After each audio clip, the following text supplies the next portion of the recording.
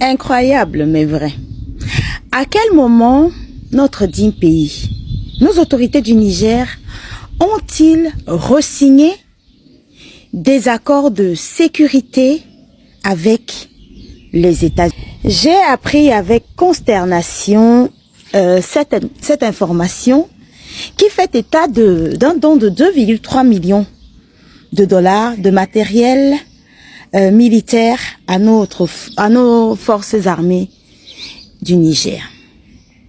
Ma question est de savoir à quel moment déjà nous avons re-signé des accords avec les États-Unis en matière de sécurité au point que ce pays nous donne ou nous offre du matériel militaire pour renforcer la sécurité, lutter contre le terrorisme dans notre pays. Le mois dernier, le Niger a renforcé sa coopération militaire avec l'Iran. Ce mois, les États-Unis sortent pour faire un don au Niger de matériel de sécurité pour lutter contre le terrorisme, renseignement, voilà, tout ce que vous connaissez. Mais mon problème, ma question est de savoir pourquoi on ne veut pas apprendre de nos expériences. Les États-Unis n'ont-ils pas été cités dans la déstabilisation du Mali récemment à travers son système anti-drone Stinger? Ah bon, vous allez m'excuser, je connais pas comment on appelle ces choses-là. Mais je sais que Stinger, c'est américain, Mistral, c'est français. À partir du moment où les armes américaines se retrouvent entre les mains des terroristes, comment peut-on continuer même à accepter des dons en provenance d'un pays qui nous combat de façon cachée?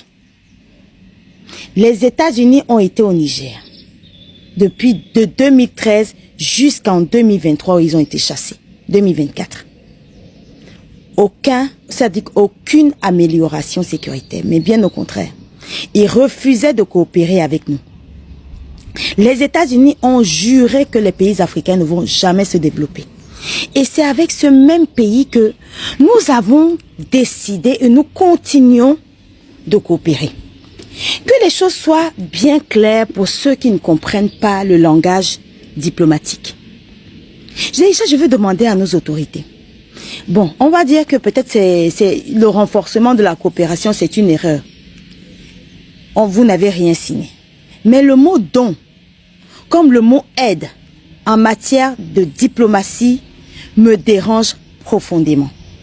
Il est important que les pays africains, nos frères et sœurs, entendent par don ou par aide des choses qui sont liées. C'est-à-dire que les Occidentaux ne nous donnent rien. Ils n'aident absolument pas. Quand ils viennent vous donner, c'est pour vous soumettre après.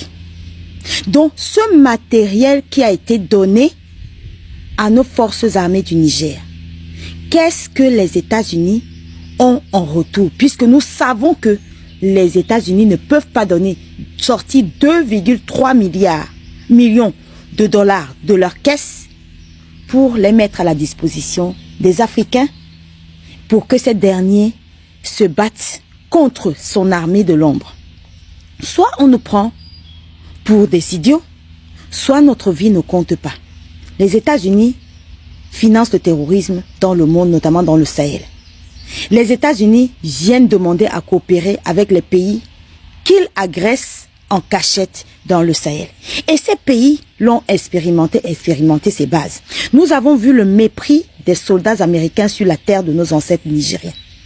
Ils étaient censés collaborer avec nos forces armées. Mais quand nous leur demandions la position des terroristes, ils disaient qu'ils n'étaient pas obligés de nous donner la position des terroristes. Les pays de l'OTAN ne viennent pas coopérer avec les pays africains. Ils viennent dominer les pays africains sur leur propre terre.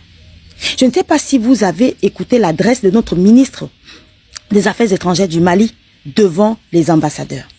Il a expliqué clairement que lorsqu'ils arrivent, les armées étrangères, elles nous empêchent de circuler sur la terre de nos ancêtres. Elle nous empêche de survoler notre propre ciel. C'est ce que la France et l'ONU ont fait au nord du Mali.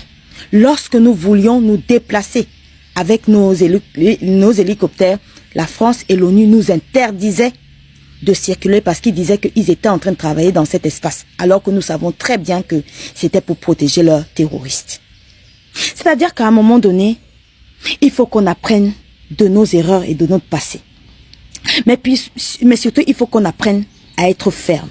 Je suis de ceux et de celles qui disent que la diplomatie est une chose. Il faut... parfois, des gens peuvent être en guerre et avoir les mêmes intérêts et j'en passe. Mais avec les pays de l'OTAN, cela n'est pas vérifiable. Ces pays, surtout en matière militaire, ne sont pas dans la coopération parce que ce sont ces pays qui nous agressent.